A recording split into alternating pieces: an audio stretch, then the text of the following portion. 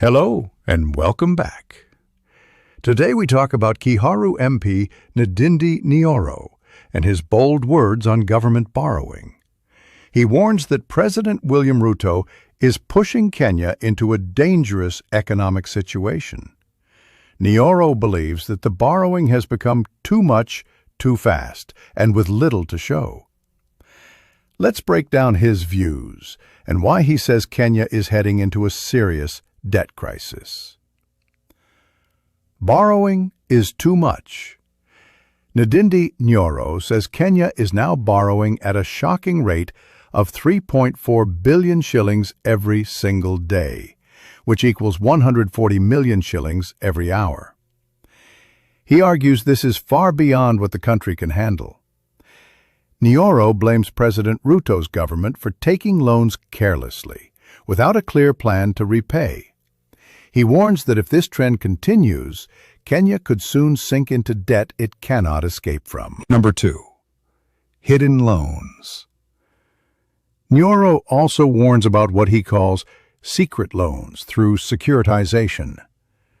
For example, the government used the fuel levy to borrow 175 billion shillings without Parliament's approval. He says this is dishonest because the debt is not recorded openly. By doing this, Ruto's government hides the true amount Kenya owes, leaving citizens to pay the heavy price later through more taxes and higher fuel costs. Number 3. Debt without development. Nyoro compares Ruto with former President Mwai Kibaki. He says Kibaki borrowed less money, but built roads, schools, and hospitals across Kenya. On the other hand, Ruto is borrowing in just weeks what Kibaki borrowed in 10 years, yet Kenyans are not seeing similar projects. Nyoro argues this is wasteful and shows the loans are not improving people's lives. He blames Ruto's leadership for poor results. Number 4. Pension funds at risk.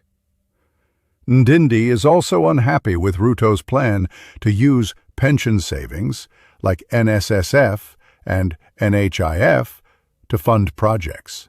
He says this puts workers' retirement money in danger. If the projects fail or funds are misused, Kenyans will lose the money they depend on in old age. Nyoro calls this careless and reckless. He believes the president should protect pensions, not gamble with them to cover borrowing gaps.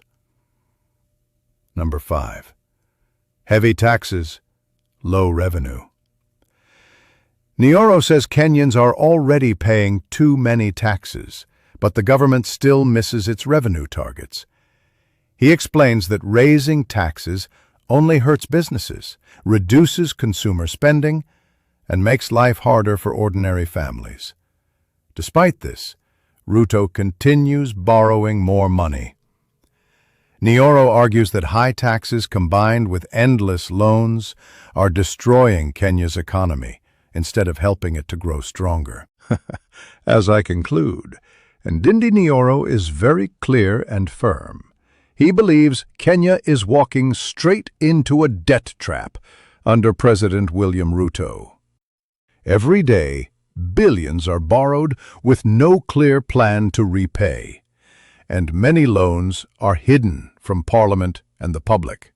Nyoro says this borrowing does not bring real projects or jobs, only higher fuel prices, heavier taxes, and wasted resources. Even pensions are being risked in the name of development, which he calls reckless. He compares Ruto to Kibaki and says while Kibaki borrowed little and built much, Ruto borrows too much and builds nothing visible. According to Nyoro, this is not leadership but mismanagement.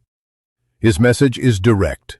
President Ruto must stop overborrowing, protect public money, and respect Kenyans who already carry heavy economic burdens. The future of the country depends on it.